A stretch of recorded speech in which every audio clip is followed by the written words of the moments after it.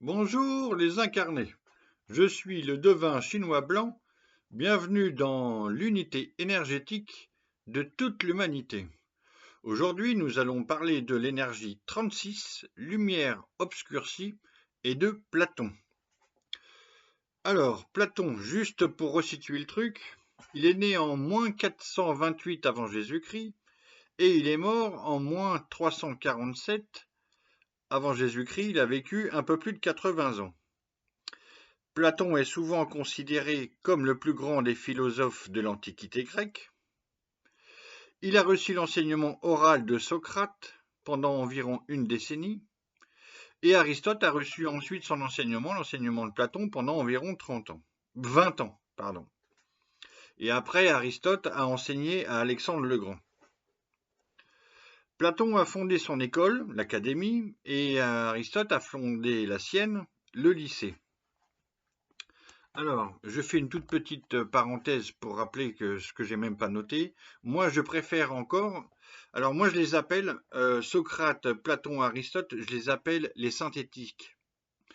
Et moi, ce que je préfère, ce sont les présocratiques, ceux qui précèdent tous les trois que je viens de citer, parce que eux, on voit leur pensée grecque en train d'éclore. Ils proposent un système imparfait, certes, mais on arrive à suivre comment la pensée grecque se développe. Et eux, ils récoltent toute cette diversité et ils produisent un système, une école, pour enseigner, pour transmettre. Il y a deux étapes, il y a les présocratiques et les synthétiques. Donc ça, c'est dit nulle part, c'est ma sauce qui raconte ça comme ça, c'est mon expérience, c'est ma perception des... Et j'adore les présocratiques, je les connaissais par cœur à l'époque, etc., avec un volume de la Pléiade qui est le plus formidable de tous, à mon avis, celui des présocratiques. Parenthèse refermée. Hier, on a vu l'énergie numéro 35 avancer au grand jour, où la Terre est en bas et le feu est en haut. Maintenant, dans cette suite énergétique des 64 énergies de l'incarnation du Viking, c'est le tour dans cette énergie 36 lumière obscurcie, le feu est en bas et la Terre, l'élément Terre, est en haut. Ce qui produit que la lumière est entrée au cœur de la Terre. C'est ça l'énergie 36 de la lumière obscurcie. La lumière est entrée au cœur de la Terre. Alors, quand on humanise un peu le nom de cette énergie 36, on l'appelle aussi l'oiseau blessé. Ok. Donc, lumière obscurcie, oiseau blessé, c'est pareil.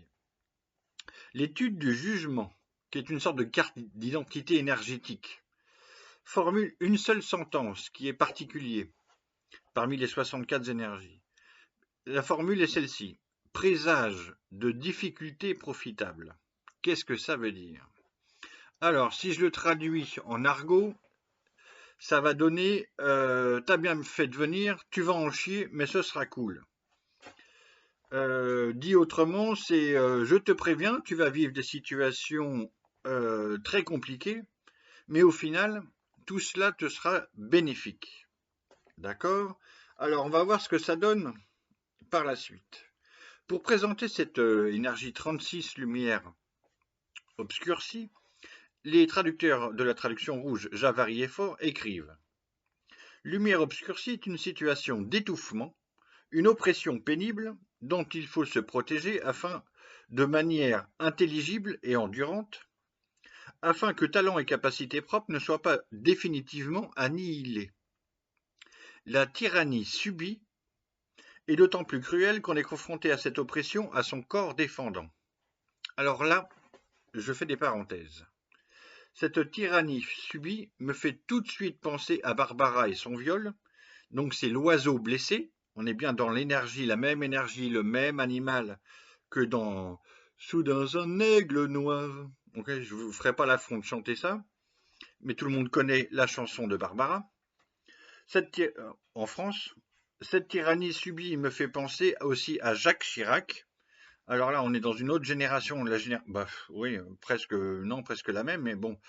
Quand il est Premier ministre de Giscard, donc on est avant 80, on est les 7 ans, c'est 74-81. Et quand il est Premier ministre de Giscard et qu'il est obligé de démissionner, parce que Giscard, lui inflige sa tyrannie. On peut dire ça comme ça. Il ne peut pas gouverner, c'est pas possible. Alors, j'en profite pour vous donner ma petite liste, et comme ça j'aurai refermé la parenthèse. J'ai trouvé 5 personnes qui ont vécu dans cette énergie, 5 personnes célèbres, qui ont vécu dans cette énergie 36 lumière obscurcie. Donc Platon et Chirac, je viens de l'en parler. Barbara. Alors Barbara et Liane Folly, la chanteuse imitatrice française, qui l'a admirée, et je crois qu'il y a une rencontre. Ou alors il y a quelque chose dans le genre.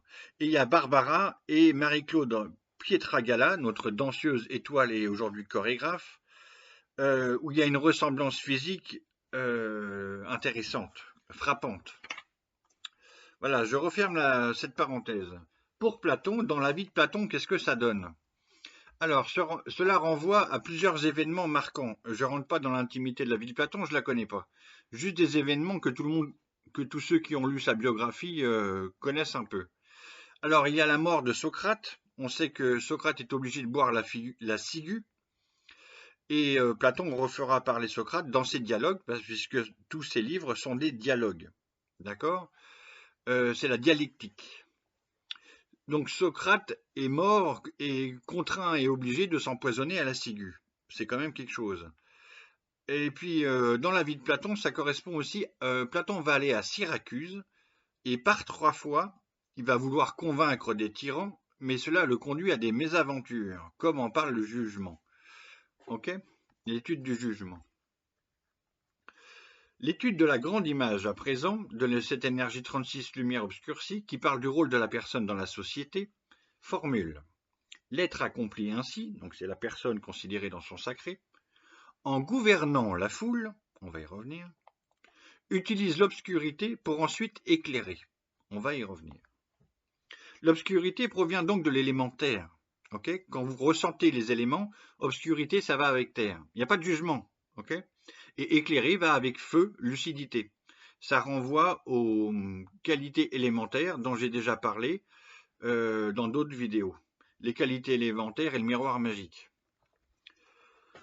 En gouvernant la foule. Alors, on rappelle que la République de Platon, son livre le plus connu, qu'on étudie le plus souvent en terminale en philo, parle de gouverner la foule. Ok ? Alors que Platon vit dans une Athènes en crise politique profonde, à cause de la guerre du Péloponnèse, il veut construire, il imagine, il pense une cité idéale, une république aristocratique. Parce que lui vient des nobles du côté de sa mère et du côté de son père. Il rêve d'une république aristocratique où les Grecs vivraient heureux ensemble, dans la vertu, l'ordre et la justice, ce qui n'existe plus dans l'Athènes où il vit. Alors, la grande image dit « utilise l'obscurité pour ensuite éclairer ». C'est le mythe de la caverne qui est développé dans la République, dans son livre La République, où la connaissance va dans le sens de la dignité et de la vertu, et où l'ignorance conduit au vice.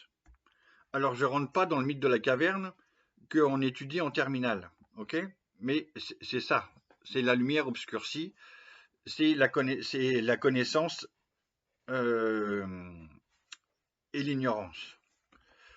Alors, le mythe de la caverne et le mythe d'Air le Pamphilien, les conceptions philosophiques de Socrate et de Platon sont enracinées dans la connaissance que l'âme est immortelle et qu'elle survit au corps, qu'il y a un jugement de l'autre côté, dans l'au-delà, puis la possibilité, alors il parle de 1000 ans, ce qui aujourd'hui est faux, d'une réincarnation, la possibilité d'une réincarnation, avec à nouveau l'oubli et la séparation, on oublie comme ça, avec de ses vies antérieures. On se réincarne, mais on oublie qu'on s'est incarné avant. Alors, voilà, ça c'est passionnant. C'était un survol. En 10 minutes, c'est le tour de force. Je conclus par un quatrain divinatoire pour Platon. 36 grec, Platon obscurci lumière, lumière rentrée au cœur de la terre, philosophe de la caverne allégorique, gouverner en roi la foule, la République. Voilà pour aujourd'hui, merci et à demain.